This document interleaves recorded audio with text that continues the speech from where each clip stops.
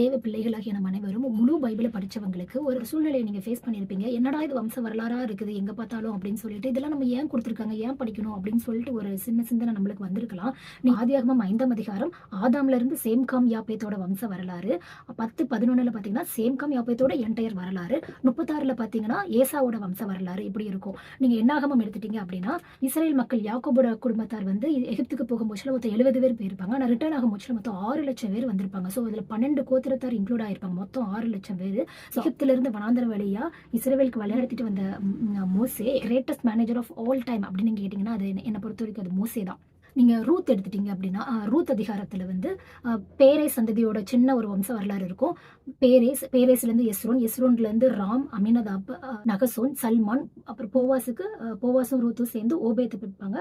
ஓபேத்துல இருந்து ஈசா, ஈசாயிலேருந்து நம்ம தாவீது. இப்படி ஒரு சின்ன 4ஆம் அதிகாரம் 18 to 22 வரைக்கும் ஒரு சின்ன ஒரு வம்ச வரலாறு குறிப்பிட்டு இருக்கும்.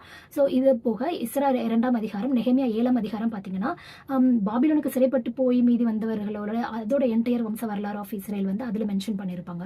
நீங்க இந்த மாதிரி 10, 11லையும் இருக்கும். மத்தேயு 1ஆம் அதிகாரத்துல ஆபிரஹாம்ல தொடங்கி எப்படி யோசேப்பு அங்கிருந்து ஏசப்பா வராரு, இதோ ஒரு கன்னிகை கர்ப்பவதியாகி ஒரு குமாரனை பெறுவார், அவருக்கு இம்மானுவேல் என்று பெயரிடுவாயாக அப்படின்னு சொல்லி 25ஆம் வசனம், அவள் தன் முதற் பேரான குமாரனை பெருமளவும் அவளை அறியாதிருந்து அவருக்கு இயேசு என்று பெயரிட்டான். லூக்கா அதிகாரத்திலிருந்து ஆதாம்ல இருந்து எப்படி ஏசப்பா, இந்த என்டையர் வம்ச வரலாறும் இந்த ஏஐ மாடர்ன் டெக்னாலஜி வாழ்கின்ற நம்மளுக்கு வேணா இது லேசாக தெரியலாம்.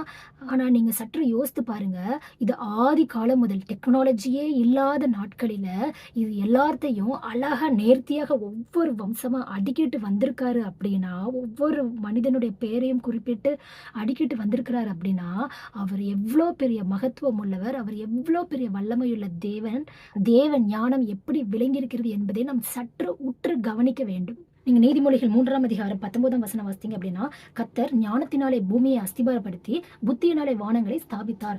எவ்வளவு பெரிய மகத்துவமான தேவன் நம்மோடு கூட இருக்கிறார் என்பதை நம்ம ஒவ்வொரு சிச்சுவேஷன்லயும் நம்ம அறிய வேண்டும். ஸோ எந்த கஷ்டம் இருந்தாலும் நீங்க பயப்படாதீங்க.